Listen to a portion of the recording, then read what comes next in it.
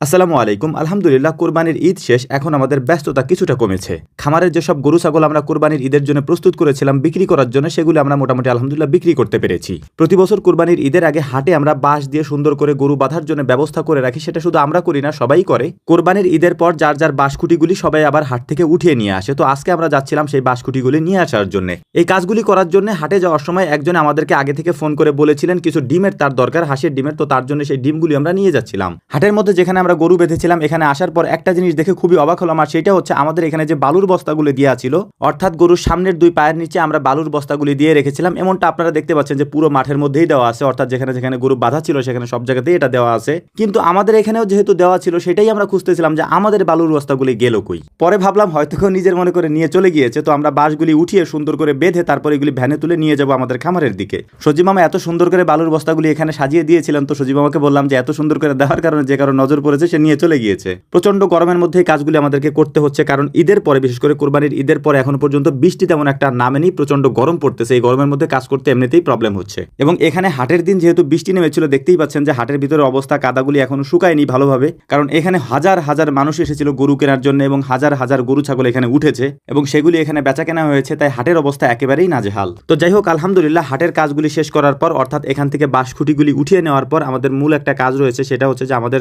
হাঁস মুরগির খামারের জন্য অল্প কিছু খাবার আমাদেরকে নিতে হবে। সেই খাবারগুলিকেও আমরা নিয়ে নিচ্ছিলাম এখান থেকে। আলহামদুলিল্লাহ খামারে এসে এগুলিকে নামিয়ে রাখার পর এক ছোট ভাই আমাদেরকে ফোন দিল যে ভাই আসেন, আমরা জাম পারতেছি এবং এখান থেকে কাউফল পারতেছি, এগুলি আমরা খাবো, আপনিও আমাদের সাথে জয়েন করেন বা আমাদের সাথে অংশগ্রহণ করেন। স্বাভাবিকভাবে আমাদের এখানে সিজনাল যেসব ফলগুলি হয় সেই ফলগুলি আলহামদুলিল্লাহ আমরা খেতে পারি এবং এটা আল্লাহ তাআলার একটা নিয়ামত আমাদের জন্য, যে অনেক বেশি পরিমাণ ফল আমাদের এই অঞ্চলে হয়ে থাকে। তো এখন আমরা যেটাকে পেরেছি এটা হচ্ছে কালো জাম। এই কালো জামগুলি গাছে বেশিক্ষণ থাকে না, পেকে যাওয়ার সাথে সাথে গাছ থেকে পড়ে যায়। এই কারণে হচ্ছে গাছের নিচে মূলত আমরা একটা পলিথিন বিছিয়ে নিয়েছিলাম লম্বা করে, যাতে করে জামগুলি নিচে পড়লে নষ্ট না হয়ে যায়। তো জামগুলিকে নিয়ে আসার পর এগুলিকে সুন্দর করে ধুয়ে পরিষ্কার করে এবং এখানে যে কাঁচা কাঁচা জামগুলি ছিল সেগুলিকে আমরা আলাদা করে ফেলেছি। আলাদা করার পর শুকনা মরিচ এবং লবণ দিয়ে আমরা সুন্দর করে মাখিয়ে নিয়েছি। তারপর এই যে আমরা পরিষ্কার করা জামগুলি আছে, এই জামগুলিকে ওইটার মধ্যে ঢেলে দেবো ইনশাআল্লাহ। তারপর এগুলিকে সুন্দর করে মাখিয়ে নেব। এখানে আরো একটা গাছের ফল ছিল, সেটা হচ্ছে কাউ ফল। এটা হয়তো অনেকে চিনবেন না, কারণ এগুলি অনেক জায়গায় পাওয়া যায় না, আমাদের এখানে পাওয়া যায়। এই কাউ ফলগুলি খুবই সুস্বাদু হয় খেতে। অল্প কিছু কাউ ফল ছিল, সেগুলিকে ওরা প্রথমেই মাখিয়ে নিয়েছিল। আমি আসার পর সেটা খেয়েছি এখানে আলহামদুলিল্লাহ। এরপরে আমরা এই জামগুলিকে মাখিয়ে নিয়ে তারপর সবাই মিলে একসাথে খাওয়া দাওয়া করে এখান থেকে চলে যাবো ইনশাআল্লাহ। কিন্তু জামগুলিকে যেহেতু আমি নিজে হাত দিয়ে মাখিয়েছি, এই কারণে হচ্ছে যে হাত এত পরিমাণে জ্বলতেছিল, কারণ এটার মধ্যে যেহেতু শুকনা মরিচ ছিল।